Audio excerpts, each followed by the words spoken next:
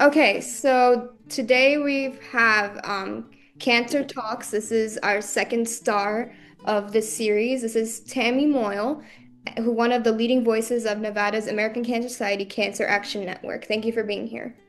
Hey, thank you so much for having me on. I'm really glad to be a part of this. All right, so let's start with this. So can you share a little bit about your cancer journey, like what sparked it and what was it like to start it? Yeah, for sure. So actually, when I first started getting involved in volunteering and supporting cancer patients, it was because of two reasons. The first was that my sister, about 10 years ago, was diagnosed with stage 3 colorectal cancer. She was a single mom. She literally got diagnosed the day before she graduated college. She had gone back later in life to college. Um, And so I saw her walk through that journey, right? Being a single mom, three kids, going through a very invasive cancer treatment. And I was just like, I need to figure out like how to help and how to get involved. A few years later, one of my very best friends was diagnosed with stage 4 ovarian cancer, and she actually passed away like during the pandemic. And so again, it was just, this desire to want to help people so close to me had been affected so deeply by cancer. So I started volunteering. I actually worked and then started volunteering. So I maybe did a little bit backwards but for the American Cancer Society Cancer Action Network, which is the advocacy arm of the American Cancer Society. We are like sister nonprofits. And anyway, so I actually used to work. I used to be the grassroots manager for Nevada, and then my husband had some health issues, so I took a step back to be at home, and I started volunteering instead. I never thought that I would actually get diagnosed myself. I think maybe just because my sister, my best friend, like I just felt like it had been so close to me. I didn't expect it to happen to me too. But it's like one in three people at some point in their life are going to be affected by cancer personally. Like they will get diagnosed with cancer. So I got diagnosed with breast cancer actually just had my 2 year anniversary, if you want to call it that. I got diagnosed on August. Wait, what is today? Yeah, it was August 15th. I got diagnosed. So just over 2 years ago, I got diagnosed with stage 1 invasive lobular carcinoma, breast cancer. And That's been my last 2 years. I have 8 slept, breathe cancer treatment. I'm still not even done. I had my third surgery in June, and we're not even sure if that surgery is going to work out. I might have to have another one in the fall again. So while I am considered no evidence of disease right now, which is amazing, my cancer journey continues because I still have to take medications and injections. I have so much pain. I have surgeries that won't quite take properly because of the cancer journey. So it's a very long answer to your question, but basically it started from wanting to help friends and family, and it turned out into a personal mission. And so now I just feel like it is my lot in life to help cancer patients, just because of everything I've seen and been through. right, right. That's an amazing story, and on behalf of the team, happy 2 year anniversary. I'm glad that you're healing and you're Thank getting better. you. So, can you tell us about what you do exactly in ACS CAN? Yeah. So again, ACS CAN is the advocacy arm of the American Cancer Society, and we fight cancer through advocacy, through public policy, through grassroots campaigning. So basically, what we do is we reach out to our members of Congress. So that is the House of Representatives, whoever is running in your district, and then also our state senators. So obviously, every state has 2 senators, and then the number of Congress members you have is dependent on how many districts are in your state. In Nevada, we have 4.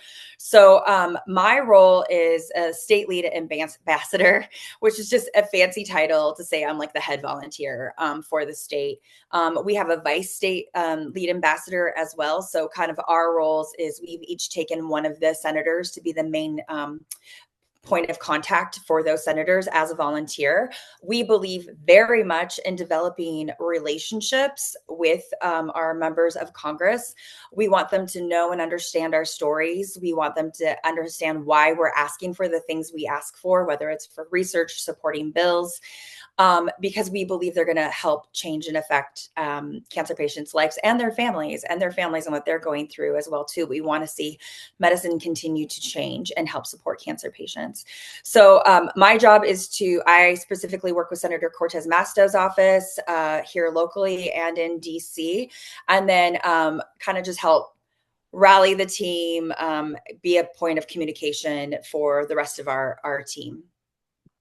Okay, so basically, it's a lot of legislative action that you're going through and working with government officials to ensure a bright future for the cancer community, essentially. Yes, exactly. We believe that change can come by passing legislation. All right. So, in your work, especially with the legislature, what changes do you hope to see with cancer patient survivors? Yeah, so we just want, look at, no one should have to go through cancer. Like it's hard, it's difficult. And the challenges that cancer patients have to go through besides treatment are things like costs, financial responsibility. It is expensive to get cancer. Like in dealing with insurance measures, getting just research and clinical trials passed. So what we're hoping is to relieve the burden on cancer patients by getting things like that taken care of. Like focus on your treatment. All the other stuff you shouldn't have to worry about. I have had many a phone call in tears with my insurance company because they're giving me the runaround.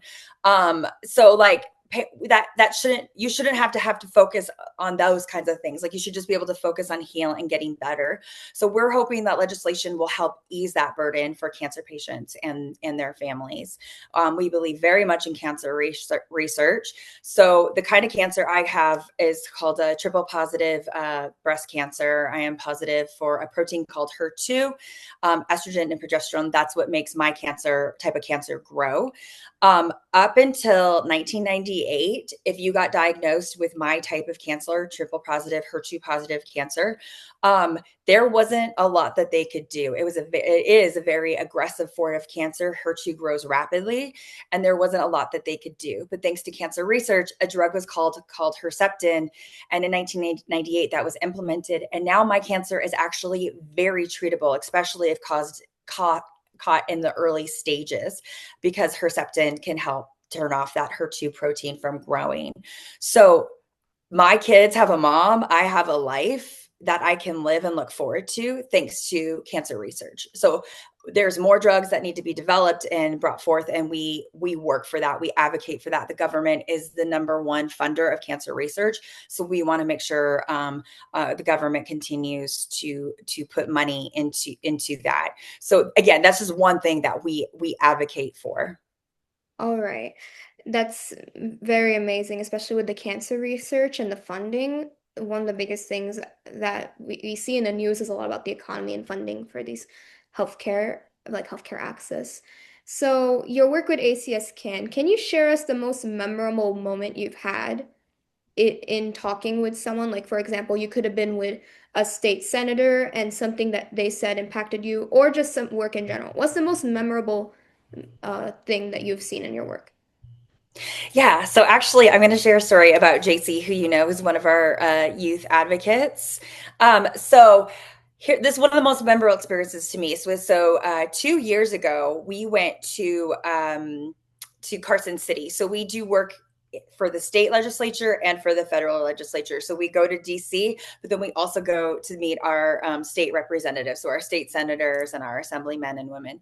And so 2 years ago, JC at the time was 15, I think, and she came with us to Carson City, and we were trying to get, and I'm so sorry because I don't remember the top of my head, but it was biomarker testing. We were trying to get a bill passed that included biomarker testing, which is just phenomenal, like new invention, cancer like thing that has come out that has been so helpful and helping pinpoint exactly what treatment someone would need for their cancer. The way that it works is amazing. It's amazing science.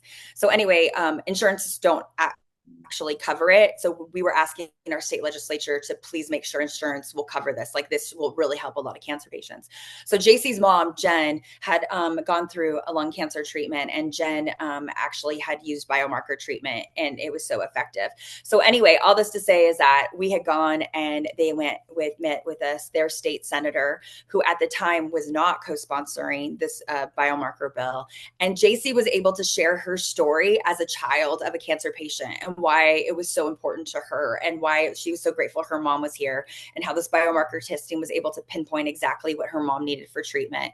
And because of JC just going, speaking out, sharing her story, stories are so powerful. I think they make such a difference. Because of JC's sharing her story, that state senator ended up going co-sponsoring that bill. So we went into the Health and Human Services Committee, and while we were there, he said thanks to JC's testimony, he had decided to co-sponsor.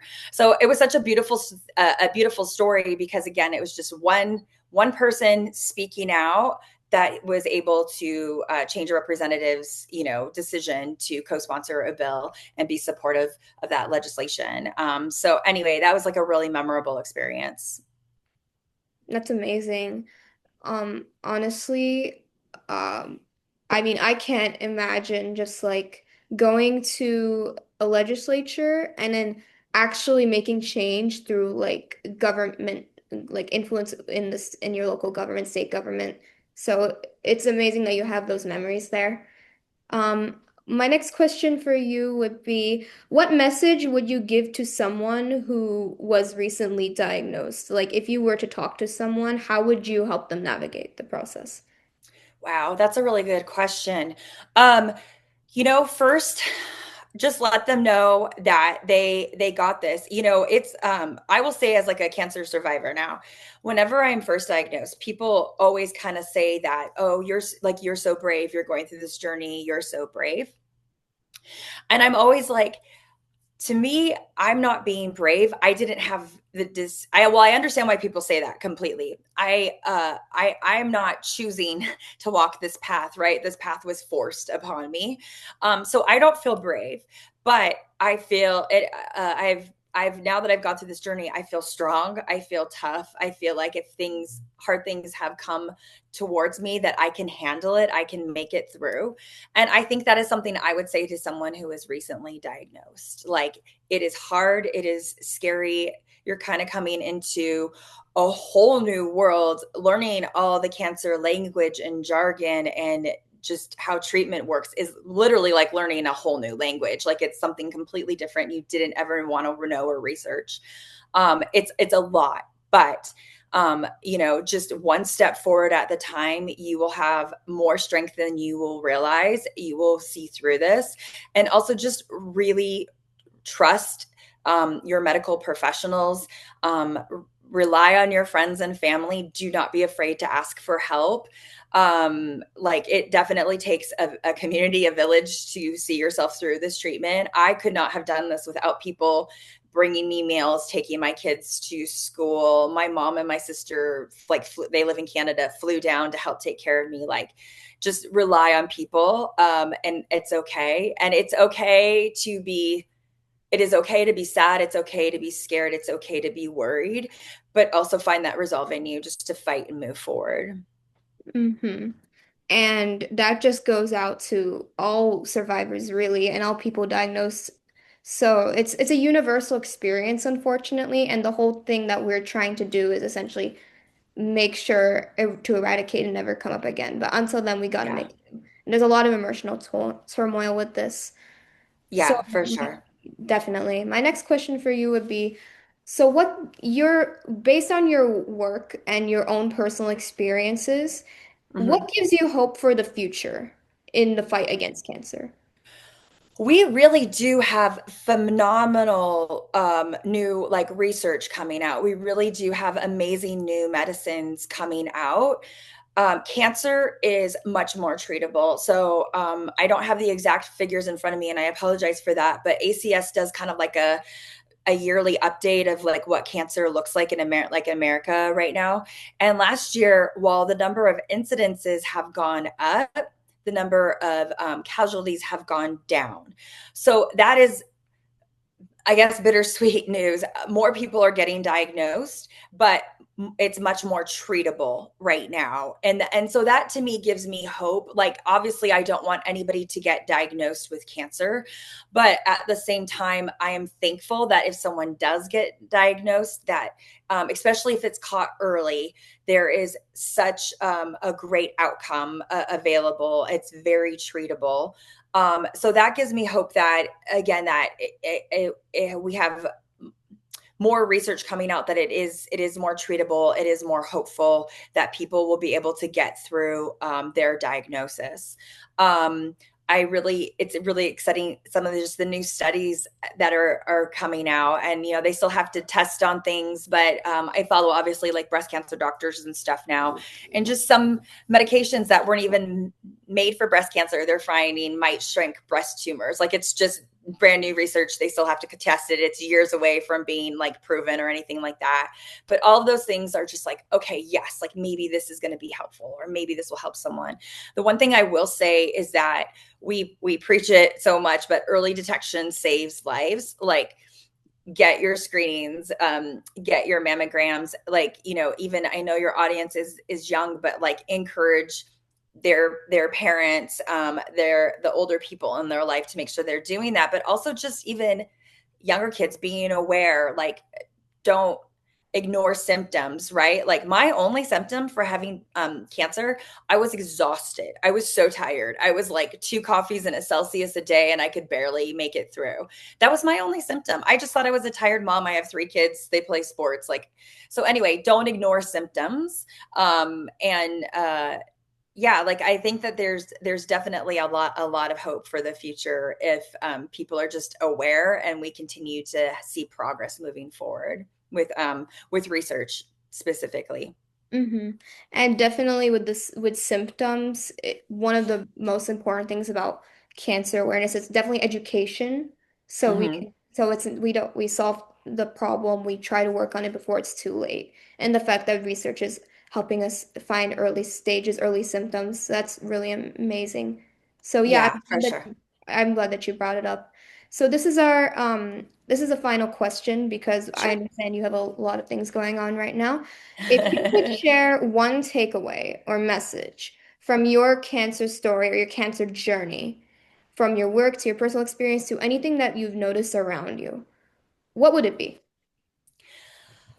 Oh, wow, that's a really good question. I have so much I can think of off the top of my head. I would mostly just say that you know, just the people, I don't know if this really answers the question, but the thing that I'll take away is all the people I have met during this experience. I immediately am thinking of like people who I met and became friends with who have passed away. I used to work with a lady named Jet who was such a strong volunteer. She had stage 4 metastatic breast cancer, and she used to say, someday cancer is going to take me, but not today. Today I fight. And she would come to all of our ACS Can stuff and just get up and speak. I met a lady named Jan. She was probably like mid 60s, black woman who very much focused on disparities in healthcare and just the differences of how people are treated and what is available.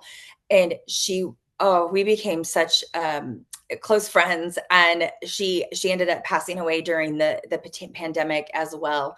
Just people like you or JC who are trying to make a difference even from an early age. Two of my, like, I've met the people that I work with that are leads in Nevada right now have become some of my very best friends. So while it is, I hate that cancer is how all of us have met. What an amazing, tight community we have created together.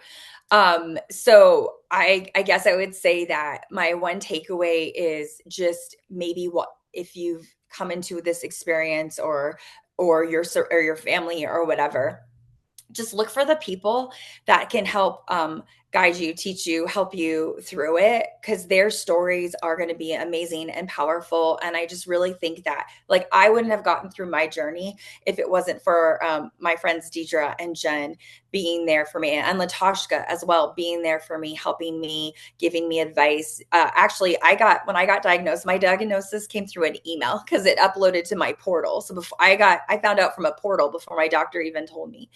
Immediately I sent my results to Deidre because she's an oncology nurse. And I'm just like, can you tell me what this means? Like, she was such a resource for me. So, anyway, that was a really kind of clumsy way of answering that. But just look around to the people who are surrounding you, because I think that they can make a huge difference in your help and your life and your journey.